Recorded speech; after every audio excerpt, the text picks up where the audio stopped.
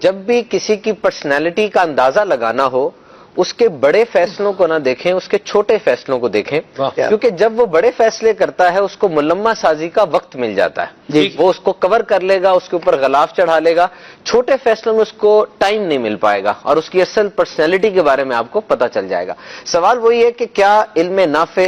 جو ہم علم حاصل کر رہے ہیں وہ علم نافع ہے کہ نہیں، از دس بینیفیشل نالج اور ناٹ؟ میں ایک سوال آپ سے کرتا ہوں، ایک تعلیمی ادارہ ہے، اس تعلیمی ادارے کے سامنے مسجد ہے، تعلیمی ادارے میں چھٹی ہوئی، سینکڑوں طلبہ باہر نکلے، اپنی عادات کے مطابق کوئی کھیل رہا ہے، کوئی نوٹس پر بات کر رہا ہے، کوئی ہاتھ پہ ہاتھ مار رہا ہے، کوئی جوک شیئر کر رہا ہے اور وہ جا رہے ہیں۔ اچانک اس مسجد سے ایک صدا بلند ہوئی، حی علی الفلاح، آؤ فلاح کی طرف، کم towards the betterment. Now, my dear students, you are searching for the betterment. You are searching for the betterment. جب آپ کو تعلیمی ادارے کی تلاش ہوتی ہے، آپ سب سے مشورہ کرتے ہیں، سب سے بہتر تعلیمی ادارہ ذرا بتانا، میں کامرس میں جاؤں، میڈیسن میں جاؤں، انجینئرنگ میں جاؤں، فائنانس میں جاؤں، ذرا بہترین فیلڈ بتانا، کام میں نے کر لیا، اب میں دوسرے ملک میں جانا چاہتا ہوں، کہاں جاؤں ذرا بتانا۔ آپ فلاح کی تلاش میں ہیں، اور یہاں بھی ایک صاحب یہی کہہ رہے ہیں، آؤ فلاح کی طرف، کم ٹورڈز the betterment، اور وہ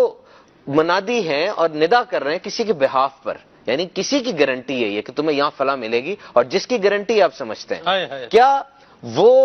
طالب العلم، کتنی تعداد ہوگی اس پورے مجمع میں سے جو اس صدا پہ لبیک کہتے ہوئے اندر جائیں گے، اور کتنے ہوں گے جو سامنے سے گزر جائیں گے؟ سلمان بھائی، استاد صاحب، مدنی چینل کے ناظرین اسی معاشرے کے ہیں، آپ جانتے ہیں کتنی تعداد ہوگی، اور میں صرف یہ پوچھتا ہوں کہ وہ علم جو آج آپ کو مسجد میں نہیں لے کر جا سکا، کل جنت میں کیسے لے جائے گا؟